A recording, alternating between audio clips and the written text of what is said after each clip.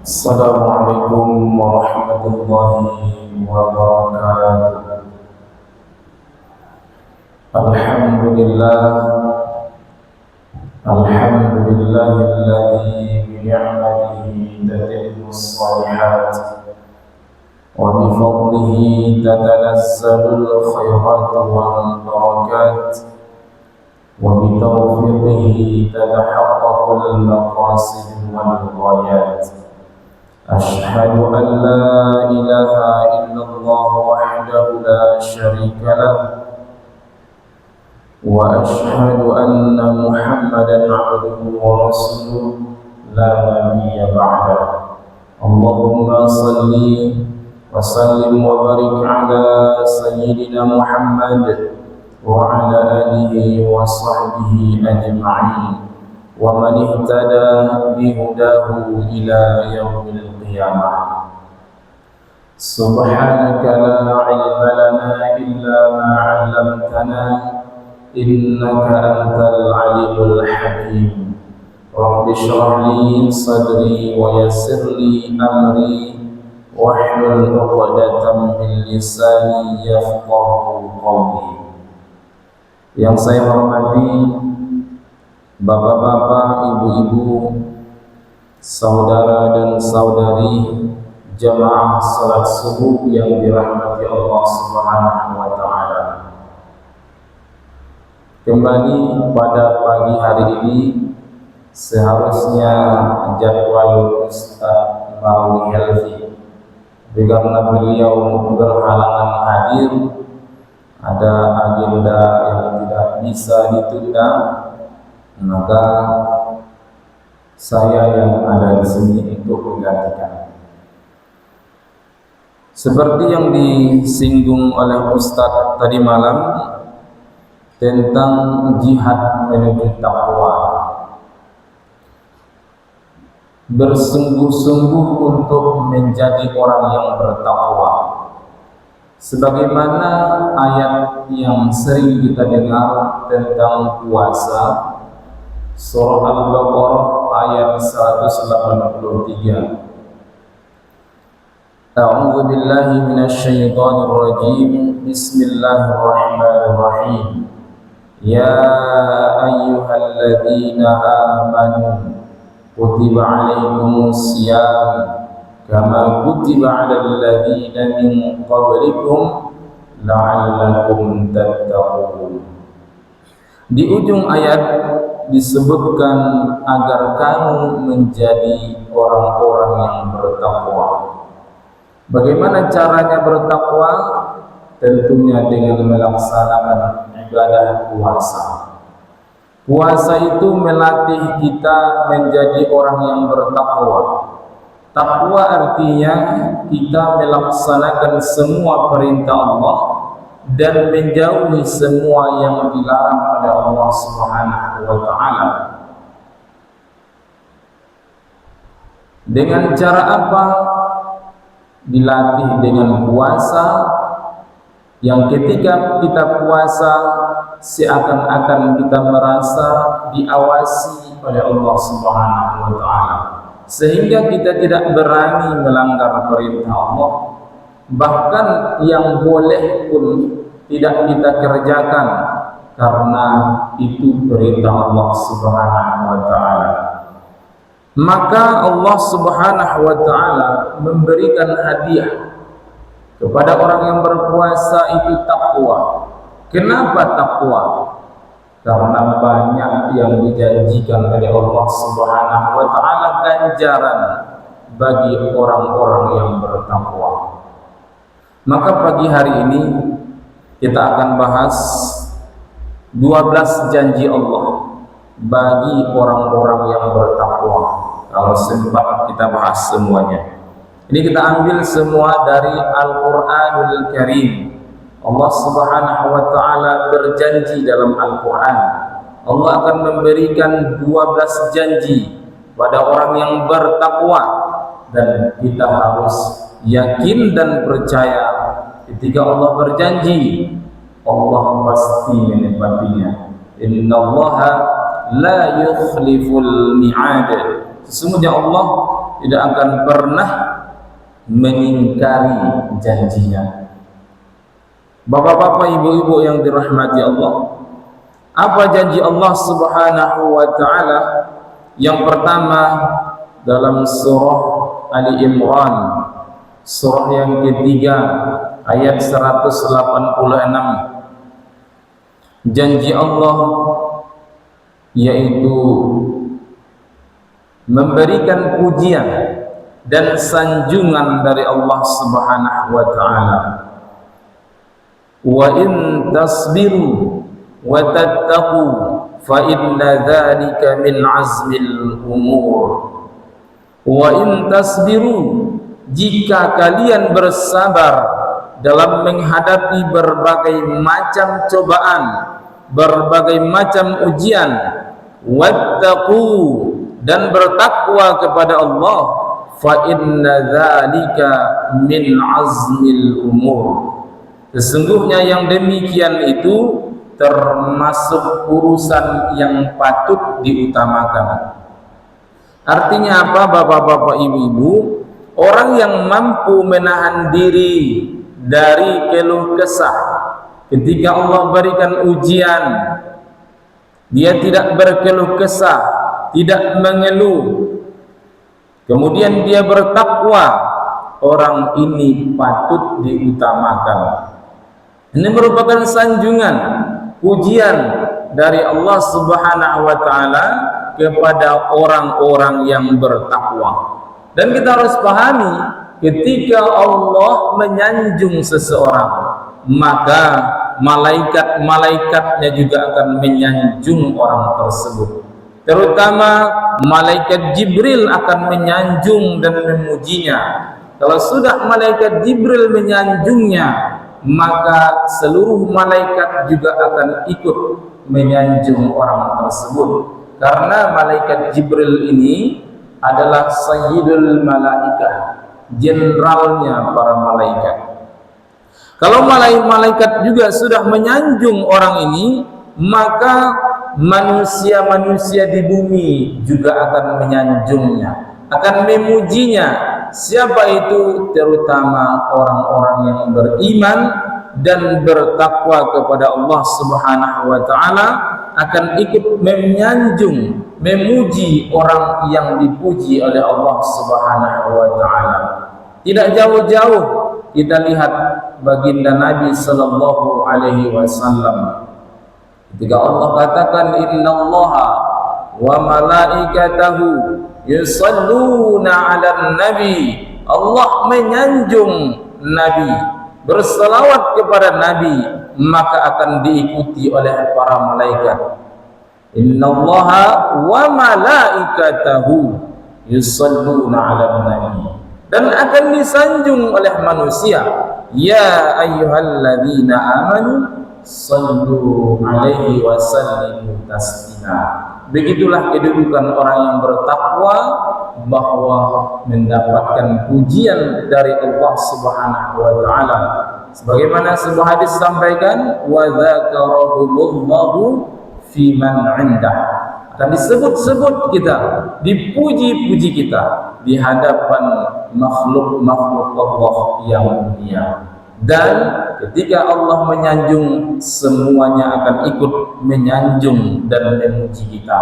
Itulah mulianya orang-orang yang bertakwa. Itu janji Allah yang pertama. Kemudian janji Allah yang kedua, akan terjaga dan terpelihara dari musuh. Dalam surah Ali Imran, surah yang ketiga ayat 120.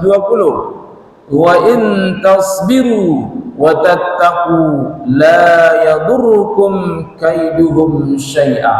Kata Allah, jika kamu bersabar, wa in tasbiru wa tattaqu, dan kamu bertakwa, la yadurrukum kaiduhum syai'a, tidaklah tipu daya mereka akan menyusahkan kamu sedikit pun.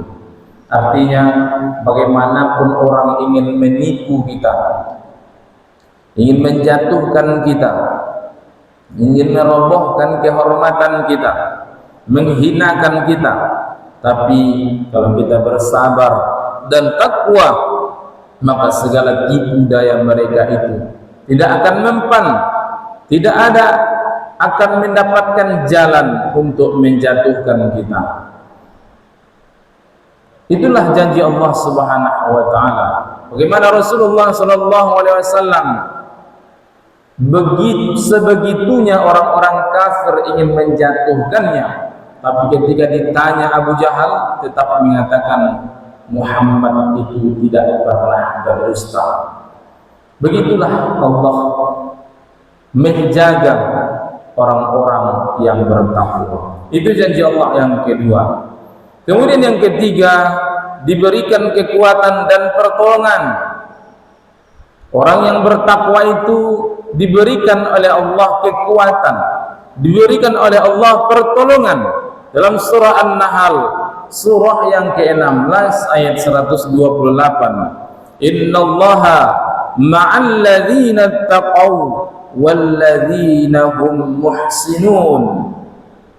Sesungguhnya Allah selalu bersama orang-orang yang bertakwa dan orang-orang muhsinun yang berbuat kebaikan. Kalaulah Allah sudah bersama kita, bapak-bapak, ibu-ibu, siapa yang bisa mengalahkan kita? Orang yang bertakwa beserta Allah, artinya beserta pengawasan Allah, beserta perlindungan Allah, beserta pemeliharaan Allah Subhanahu wa taala. Jadi kalau Allah sudah bersama kita, Allah lah yang mengawasi kita, Allah lah yang melindungi kita. Bagaimana juga dalam ayat yang lain disebutkan dalam surah Al-Jasiyah, surah yang ke-45 ayat 19, wallahu waliyul muttaqin, dan Allah adalah zat yang mengasihi orang-orang yang bertakwa, yang menjadi wali, yang mengawasi orang-orang yang bertakwa. Maka janji Allah Subhanahu wa taala bagi orang-orang yang bertakwa adalah diberikan kekuatan dan pertolongan dan dikasihi dan dicintai oleh Allah Subhanahu wa taala. Karena Allah mengatakan wallahu waliyul muttaqin, dan Allah adalah zat yang mengasihi orang-orang yang bertakwa. Kemudian yang keempat, orang yang bertakwa itu dijanjikan oleh Allah Subhanahu wa taala selamat dari mara bahaya dan diberikan rezeki yang halal dan thayyibah. Yang bapak-bapak, ibu-ibu, kenapa rezeki yang halal? Karena rezeki itu ada dua, ada rezeki yang haram, ada rezeki yang halal. Yang enggak bagus pun namanya rezeki juga. Makanya kalau kita berdoa, kita minta rizqan halalan thayyibah, rezeki yang halal. Jangan rezekinya jadi minta, tapi minta ujungnya halalan thayyibah, halal lagi baik. Maka mereka akan mendapatkan rezeki yang halal dan yang tidak terduga dan selamat dari mara bahaya. Sebagaimana firman Allah dalam surah At-Talaq, surah yang ke-65 ayat 2 dan 3. Wa may yattaqillaha yaj'al lahu makhraja wa yarzuqhu min haitsu la yahtasib. Siapa yang bertakwa, kata Allah, wa may yattaqillaha yaj'al lahu makhraja, dia akan melepaskannya dari kesulitan, dia akan berikan jalan keluar dari kesulitannya, wa yarzuqhu min haitsu la yahtasib, dan menganugerahkannya kepadanya rezeki dari arah yang dia tidak duga. Sebagaimana kita teringat kisah Nabi Ibrahim alaihissalam, Nabi Ibrahim dan anaknya Ismail alaihissalam. Nabi Ibrahim itu sekian tahun menikah, tidak punya anak, lama supaya dapat anak. Tapi ketika sudah punya anak, diberikan rezeki oleh Allah Subhanahu wa taala punya anak, datang pula perintah Allah Subhanahu wa taala untuk menyembelihnya. Ini kesulitan yang besar kesulitannya. Udah lama rasanya menunggu kedatangan buah hati. Ternyata ketika sudah lahir, sudah menginjak remaja, sudah besar, maka disuruh pula untuk menyembelihnya. Kesulitan yang besar. Tapi akhirnya karena takwa kepada Allah, tentunya Nabi alaihi salam, Nabi Ibrahim adalah orang yang bertakwa. Karena takwanya kepada Allah Subhanahu wa taala, maka Allah berikan jalan keluar dari permasalahannya, dari kesulitannya yang rumit. Mana nih? Tapi tetap tidak pernah keluar keluh kesah dalam hatinya. Sudah lama kok begini ya Allah, kok disuruh sembelih, nggak pernah. Dan tidak pernah mengeluh. Dia bertakwa kepada Allah. Allah berikan jalan keluar dan rezeki yang tidak terduga. Akhirnya Nabi Ibrahim alaihissalam selamat. Artinya tidak jadi menyembelih Nabi Ismail. Di jalan keluarnya. Kemudian Allah berikan jalan rezeki yang tidak diduga-duga. Ismail selamat, tidak jadi disembelih, dan didatangkan kibas dari surga untuk disembelih sebagai ganti nyawa Nabi Ismail alaihissalam. Karena Nabi Ibrahim alaihissalam itu gak menduga, gak tahu tuh akan diganti. Yang tahu Nabi Ibrahim adalah melaksanakan perintah Allah Subhanahu wa taala. Ketika dilaksanakan, ternyata Allah berikan rezeki yang tidak diduga oleh Nabi Ibrahim, tidak disangka-sangka oleh Nabi Ibrahim. Begitulah contoh yang dialami oleh Nabi Ibrahim dan Nabi Ismail, bahwa orang yang bertakwa itu diberikan jalan keluar dari segala kesulitannya dan akan diberikan rezeki dari jalan yang tidak pernah dia sangka. Kemudian yang kelima, bagusnya amal, bagusnya akhlak, dan bagusnya perbuatan. Jadi Allah Subhanahu wa taala mengatakan orang yang bertakwa itu amalnya bagus, bagus akhlaknya, bagus perbuatannya. Dalam surah Al-Ahzab, surah yang ke-33 ayat 70 sampai 71.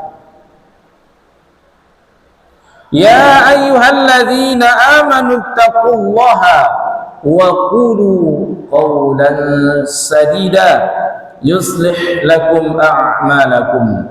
Wahai orang-orang yang beriman, bertakwalah kalian kepada Allah dan berkatalah dengan perkataan yang benar, niscaya Allah akan membaguskan amal-amal kalian.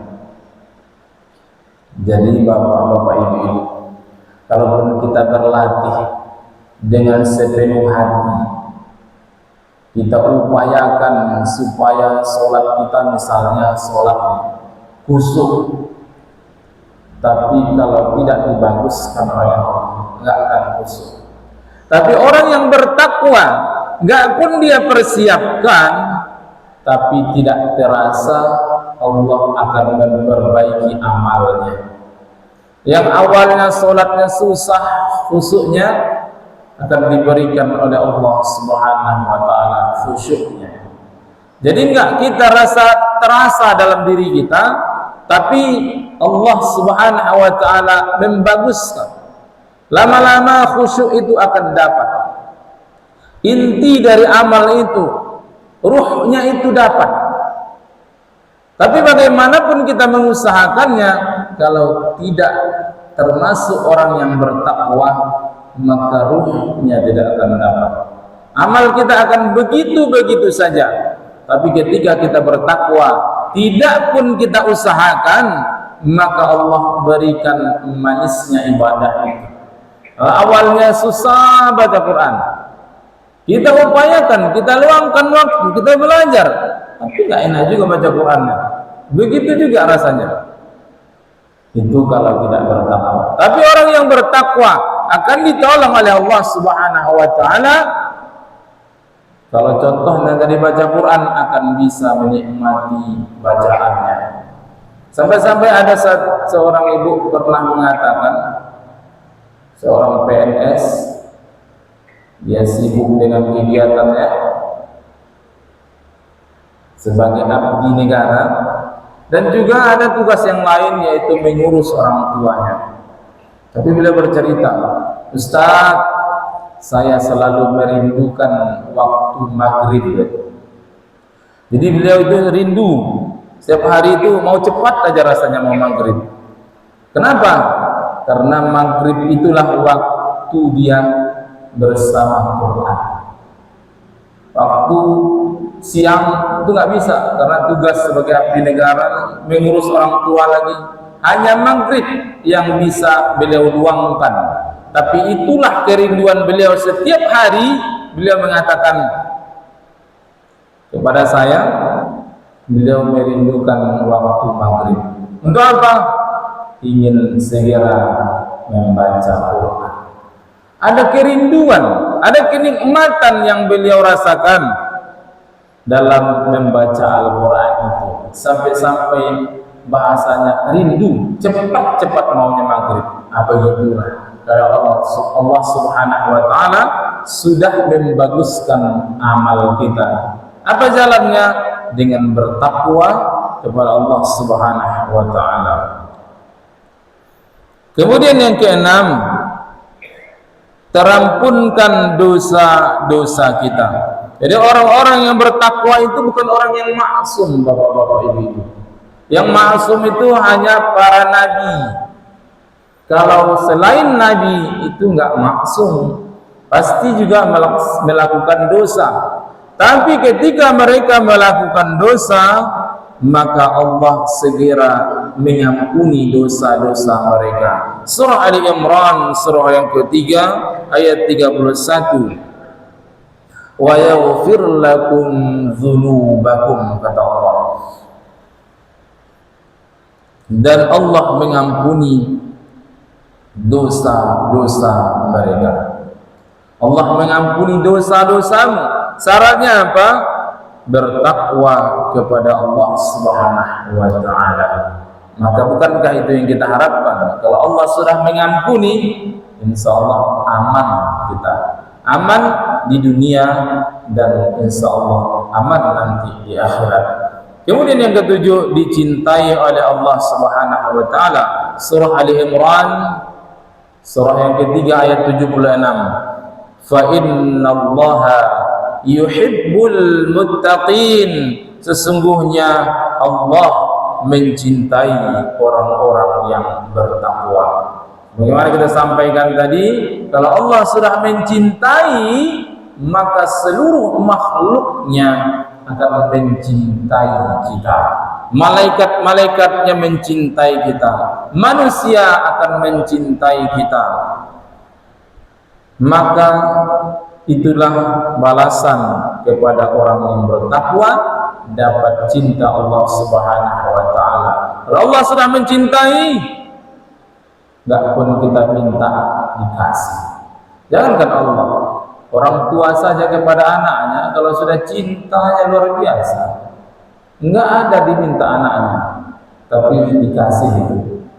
Enggak ada minta sepeda, dikasih sepeda. Enggak ada minta handphone, maka dikasih handphone. Dikasih semuanya yang bisa menyenangkan hatinya. Begitulah kalau sudah cinta. Apalagi Allah. Allah kalau sudah cinta, semuanya akan diberikan oleh Allah Subhanahu wa taala, tentunya dalam rangka kebaikan untuk kita di dunia dan di akhirat. Kemudian yang ke-8, diterimanya amal. Surah Al-Maidah, surah yang kelima, ayat 27. Innama yataqabbalullahu minal muttaqin.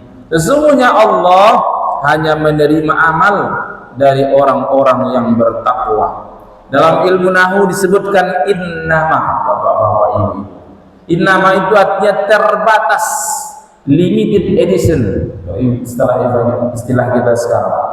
Hanya terbatas orang-orang yang bertakwa saja yang diterima amalnya. Artinya kalau kita tidak termasuk orang yang bertakwa, 100 rakaat pun kita lakukan sholat sehari semalam, tidak diterima oleh Allah Subhanahu wa ta'ala.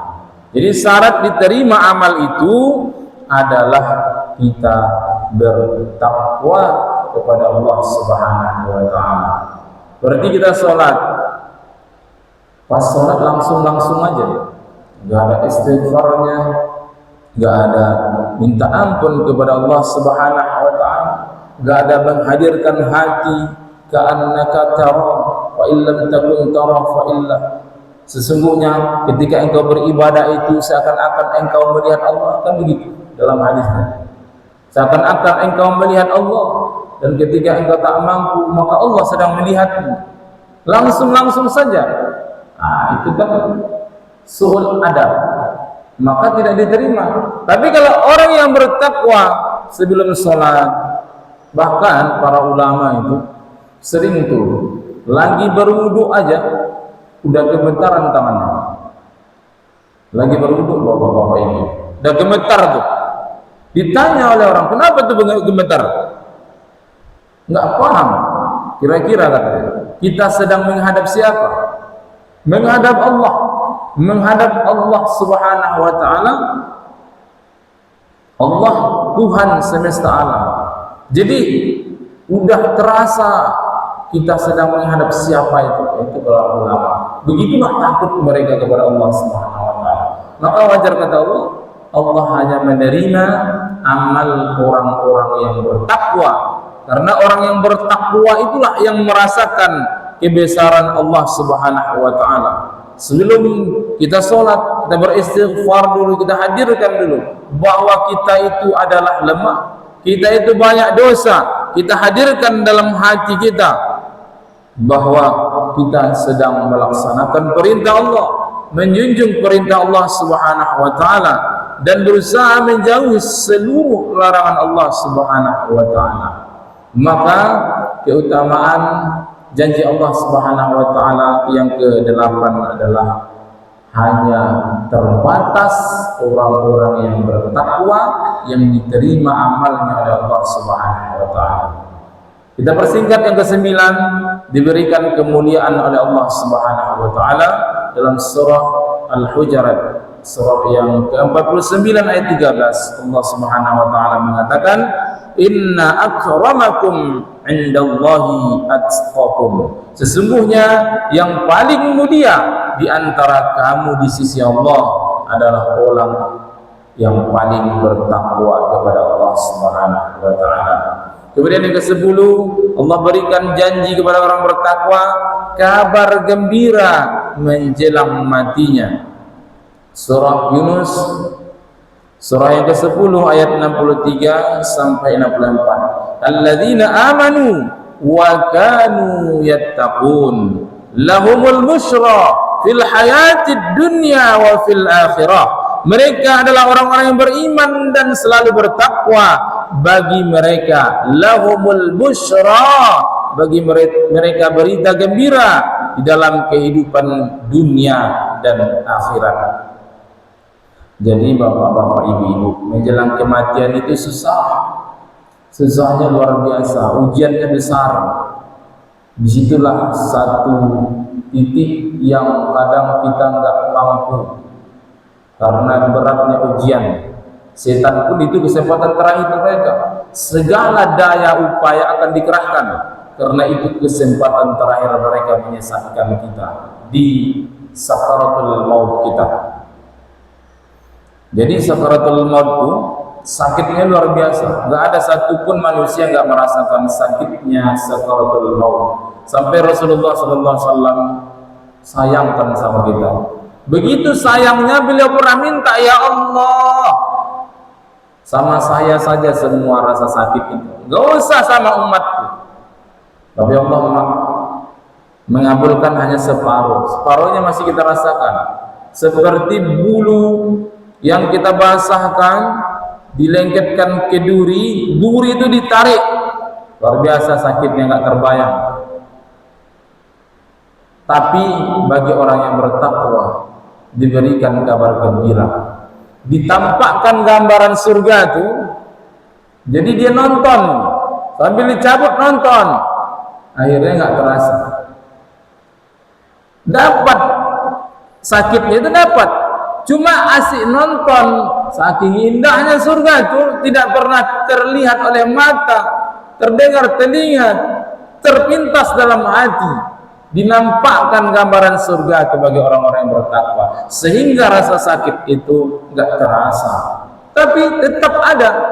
Berarti ibu melahirkan anaknya, sakitnya luar biasa, tapi ketika melihat anaknya, rasa-rasanya nggak ada sakitnya. Begitu kira-kira diberikan oleh Allah Subhanahu wa taala janji kepada orang yang bertakwa, yaitu diberikan kabar gembira menjelang kematiannya, ditampakkan tempatnya di surga. Yudha yang ke-11, selamat dari neraka. Surah Maryam ayat surah yang ke-19 ayat 72. Thumma nunajjil ladzina taqaw. Kemudian kami Allah akan menyelamatkan orang-orang yang bertakwa. Artinya sakaratul maut selamat, padang mahsyar selamat, hisab selamat, titian siratal mustaqim selamat, sehingga selamat sampai ke surga. Sebagaimana dalam surah Al-Lail, surah yang ke-92 ayat 17, wa sayujannabuhal atqa, akan dijauhkan darinya neraka orang yang bertakwa. Dan yang terakhir, janji Allah Subhanahu wa taala yang ke-12, surah Ali Imran surah yang ketiga ayat 133, uiddat lil muttaqin, bahwa orang yang bertakwa kekal di dalam surga. Uiddat lil muttaqin, surga itu disediakan bagi orang-orang yang bertakwa. Mudah-mudahan bapak-bapak, ibu-ibu, kita mendapatkan hadiah dari Allah Subhanahu wa taala nanti setelah puasa ini, setelah Ramadan ini, mendapatkan titel yang bernama takwa. Dan ketika itu sudah kita dapatkan, kita berhak mendapatkan 12 janji Allah yang sudah kita sebutkan tadi. Amin ya Allah ya rabbal alamin. Subhanakallahumma wa bihamdika asyhadu an la ilaha illa anta astaghfiruka wa atubu ilaik. Assalamualaikum warahmatullahi wabarakatuh.